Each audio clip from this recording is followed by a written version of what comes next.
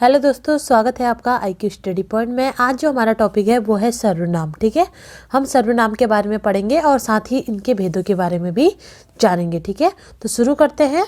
सर्वनाम की परिभाषा। ठीक है, जिस शब्द का प्रयोग संज्ञा के बदले होता है उसे सर्वनाम कहते हैं। ठीक है, जिस शब्द का प्रयोग संज्ञा के स्थान पर होता है उसे सर्वनाम कहते हैं। जैसे उदाहरण की बात करें तो यह, मैं, हम, तुम, आप, सब, कौन, कोई आदि जो शब्द होते हैं वो क्या होते हैं, संज्ञा के स्थान पर प्रयुक्त किए जाते हैं। ठीक है, संज्ञा में हम अगर कोई वाक्य बनाते थे तो हम बोलते थे राम पढ़ रहा है। ठीक है, यहाँ हम बोलेंगे कि वह पढ़ रहा है। ठीक है, राम राम बहुत हो रहा था, तो अब हम इस चीज़ का उच्चारण नहीं करेंगे। यहाँ पर हम बोलेंगे वह पढ़ रहा है, या वह अच्छा लड़का है, वह बहुत सुंदर है। ठीक है, उदाहरण दिया है, वह अच्छा लड़का है, वह बहुत सुंदर है। ठीक है, और मैं यहाँ जा रही हूँ, या हम ये कर रहे हैं। इस तरीके के जो वाक्य प्रयुक्त किए जाते हैं जिसमें नाम ना लेकर हम, यह, तुम, आप, सब, कौन, इस तरीके के जो शब्द होते हैं उनका प्रयुक्त करके वाक्य बनाया जाता है। ठीक है, नेक्स्ट आता है सर्वनाम के भेद। ठीक है, सर्वनाम के मुख्यतः कितने भेद होते हैं? 6 भेद होते हैं। पहला आता है पुरुषवाचक सर्वनाम, सेकंड है निश्चयवाचक सर्वनाम, थर्ड है अनिश्चयवाचक सर्वनाम, फोर्थ है संबंधवाचक सर्वनाम, फिफ्थ है प्रश्नवाचक सर्वनाम और सिक्स है निजवाचक सर्वनाम। ठीक है, तो फर्स्ट भेद है इसका पुरुषवाचक सर्वनाम। ठीक है, पुरुषवाचक सर्वनाम किसे कहते हैं? जो सर्वनाम किसी पुरुष अथवा स्त्री या पुरुष के लिए प्रयुक्त में आता है उसे पुरुषवाचक सर्वनाम कहते हैं। ठीक है, जो सर्वनाम किसी पुरुष जाति में स्त्री और पुरुष दोनों ही आ जाएंगे। ठीक है, उनके लिए जो प्रयुक्त होता है उसे पुरुषवाचक सर्वनाम कहते हैं। जैसे मैं, हम, तुम, वह, वे, तुम, आप आदि जो ये शब्द है इनका प्रयोग जो है वो किसमें किया जाता है? पुरुषवाचक सर्वनाम में इनका प्रयोग किया जाता है। ठीक है, और पुरुष को 3 भागों में बांटा गया है। ठीक है, पुरुष को कितने भागों में बांटा गया है? 3 भागों में बांटा गया है। पहला आता है उत्तम पुरुष, दूसरा आता है मध्यम पुरुष और तीसरा आता है अन्य पुरुष। ठीक है, पहला है उत्तम पुरुष। ठीक है, उत्तम पुरुष में कौन कौन आते हैं ये जान लेते हैं। बात कहने वाले यानी वक्ता को उत्तम पुरुष कहते हैं। ठीक है, यानी कि जो कह रहा है, बात कह रहा है उसे वक्ता कहते हैं, और वक्ता को हम किस श्रेणी में रखते हैं? उत्तम पुरुष की श्रेणी में रखते हैं। जैसे मैं, हम। ठीक है, मैं यह कह रहा हूँ या हम यह पढ़ रहे हैं। जहाँ पर इस तरीके के जो शब्दों का प्रयोग होता है वो क्या किस में होता है? उत्तम पुरुष में होता है। ठीक है, उसके बाद आता है सेकंड मध्यम पुरुष। ठीक है, मध्यम पुरुष जिससे बात कही जाए यानी कि श्रोता, वह मध्यम पुरुष हुआ है। ठीक है, यानी कि मैं बात कहने वाली क्या हुई? वक्ता हुई, और आप लोग सुन रहे हैं वो क्या होगा? श्रोता हो गया। तो श्रोता लोग क्या होते हैं? मध्यम पुरुष में आते हैं। जैसे तू, तुम, आप इत्यादि शब्दों का जहाँ पर प्रयोग होता है वो क्या होता है? मध्यम पुरुष होता है। ठीक है, जैसे मैं पढ़ा रही हूँ और आप पढ़ रहे हैं तो आप क्या हुए? श्रोता हुए, यानी कि मध्यम पुरुष हुए। ठीक है, थर्ड आता है अन्य पुरुष। ठीक है, इसके श्रोता और वक्ता को छोड़कर संबंध में बात कही गई हो वह अन्य पुरुष है। ठीक है, जिसके लिए श्रोता और वक्ता को छोड़कर उनके संबंध में बात कही गई हो वो अन्य पुरुष आते हैं। उनके लिए क्या प्रयुक्त करते हैं? वह, वे इत्यादि जो शब्द हैं ये जो होते हैं अन्य पुरुषों के लिए प्रयुक्त किए जाते हैं। ठीक है, भेद आता है निश्चयवाचक सर्वनाम। ठीक है, निश्चयवाचक सर्वनाम जिससे पता चल रहा है कि जिस किसी चीज का निश्चय होने के संकेत दे रहा है। ठीक है, तो जिस सर्वनाम से किसी वस्तु का निश्चित बोध होता हो उसे निश्चयवाचक सर्वनाम कहते हैं। ठीक है, जिस सर्वनाम से हमें यह पता चल रहा है कि वह जो वस्तु है वो निश्चित है तो उसे क्या बोलते हैं? निश्चयवाचक सर्वनाम कहते हैं। जैसे वह पुस्तक अच्छी है, तो वह पुस्तक अच्छी है यानी कि निश्चित है कि वह पुस्तक अच्छी ही है। ठीक है, और यह सर्प है यानी कि यह सर्प है यानी कि यह सांप है, ये बोला जा रहा है तो यह क्या है? निश्चित है।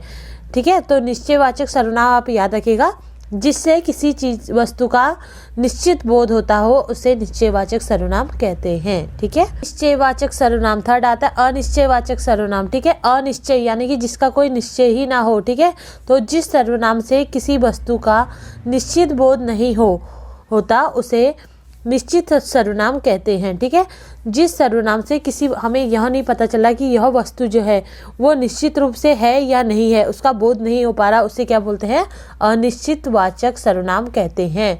से किसी को बुलाओ, ठीक है, किसी को बुलाओ ये वाक्य है, तो ये वाक्य में किसको बुलाना है ये निश्चित नहीं हुआ है। ठीक है, किसी को बुलाओ यानी कि इस वाक्य में किसको बुलाना है ये इस बात का निश्चय नहीं हुआ है। ठीक है, सेकंड उदाहरण है घी में कुछ मिला है। ठीक है, घी में कुछ मिला है, तो इस वाक्य में यह निश्चित नहीं हुआ है कि घी में क्या मिला है। ठीक है, तो इस तरीके के जहाँ पर वाक्य प्रयुक्त होते हैं वो क्या होते हैं?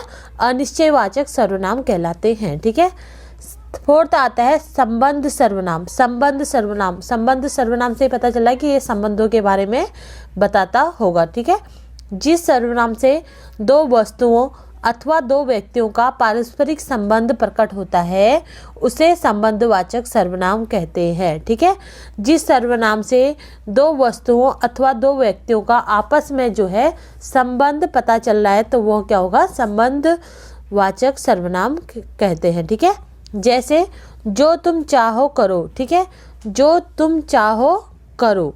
ठीक है, यानी कि जैसा तुम चाहते हो वैसा करो, अच्छा चाहते हो तो अच्छा करो, बुरा चाहते हो तो बुरा करो। ठीक है, सेकंड है जो बोओगे सो काटोगे। जो बोओगे सो काटोगे यानी कि जैसा तुम परिश्रम करोगे वैसा ही फल पाओगे। ठीक है, तो इनका आपस में जो है संबंध है। तो इस तरीके के जो वाक्य होते हैं वो क्या होते हैं?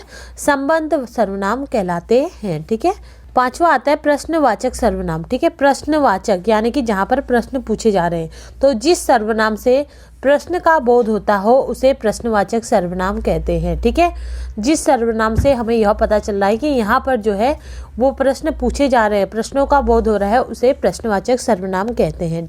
ठीक है, जैसे उदाहरण दिया है वह क्या चाहता है। ठीक है, वह क्या चाहता है या आप क्या चाहते हैं, और तुम कैसे हो आए। ठीक है, तुम कैसे आए, तो इनसे क्या है? इन सर्वनामों से क्या है? प्रश्नों का बोध हो रहा है, तो यह क्या है? प्रश्नवाचक सर्वनाम है। ठीक है, 6 नंबर आता है निजवाचक सर्वनाम। ठीक है, निज यानी कि निज मतलब स्वयं। ठीक है, तो जिस सर्वनाम से कर्ता का बोध होता है वह निजवाचक सर्वनाम होता है। ठीक है, जिस सर्वनाम से कर्ता का बोध होता है वह क्या होता है? निजवाचक सर्वनाम होता है। जैसे यह आपका हो गया। ठीक है, यह आपका ही हो गया, और उन्होंने मुझे रहने को कहा और आप चलते बने। ये शब्दों का प्रयोग कहाँ होता है? निजवाचक सर्वनाम में होता है। ठीक है, चीज आप याद रख लीजिएगा, निजवाचक और पुरुषवाचक इन दोनों सर्वनामों में थोड़ा बहुत कन्फ्यूजन होता है। ठीक है, तो इसे याद करने के लिए तो निज तो याद रखिएगा, निज मैंने क्या होता है? स्वयं। जहाँ स्वयं के लिए आप और अपना शब्द आ जाए तो वह क्या होगा? निजवाचक सर्वनाम कहलाता है। ठीक है, और जहाँ पर स्वयं के लिए नहीं हो वो पुरुषवाचक सर्वनाम होता है। ठीक है, ये याद रखिएगा। कंफ्यूजन को दूर करते हैं, एक जगह हम लिखते हैं पुरुषवाचक। ठीक है, आप लिख लीजिए, उसके बाद एक जगह लिख लीजिए पुरुषवाचक। ठीक है, और एक जगह लिख लीजिए निजवाचक सर्वनाम। ठीक है, तो पुरुषवाचक सर्वनाम में क्या है? आप शब्द का जो प्रयोग है। ठीक है, पुरुषवाचक सर्वनाम में आप शब्द का जो प्रयोग है वो श्रोता के लिए होता है। ठीक है, किसके लिए होता है? श्रोता के लिए होता है, यानी कि जो सुन रहा है उसके लिए होता है। ठीक है, और सेकंड है पुरुषवाचक में आपका प्रयोग मध्यम पुरुष में होता है। ठीक है, पुरुषवाचक में आपका प्रयोग कौन से इसमें होता है? मध्यम पुरुष में होता है, और किसके लिए होता है? श्रोता के लिए होता है। ठीक है, और निजवाचक में आपका जो प्रयोग है, आप शब्द का प्रयोग जो होता है वो किसके लिए होता है? स्वयं के लिए होता है। ये चीज आप याद रखिएगा। ठीक है, अब इसमें आप कंफ्यूज मत रहिएगा। ठीक है, सेकंड एक चार्ट दिया गया है। ठीक है, तो सर्वनाम के रूप अनेक। सर्वनाम के कितने रूप होते हैं ये हम पढ़ेंगे। ठीक है, तो पहला दिया गया सर्वनाम, उसके बाद कर्ता, उसके बाद कर्म, उसके बाद करण, उसके बाद संप्रदान, उसके बाद अपादान, उसके बाद संबंध, फिर अधिकरण, और फिर क्या दिया है? वचन। ठीक है, पहला दिया गया है मैं। ठीक है, मैं, हम, यह, तुम, वह, ये, आप, ये सारे क्या है? सर्वनाम है। ठीक है, क्या है? सर्वनाम है। ठीक है, उसके बाद मैं, मैंने। ठीक है, मैं, मैंने, हम, हमने, तुम, तुमने, वह, उसने, वे, उसने, आप आदि जो होते हैं वो क्या होते हैं? कर्ता। ठीक है, कर्ता सर्वनाम होते हैं। क्या होते हैं? कर्ता सर्वनाम है।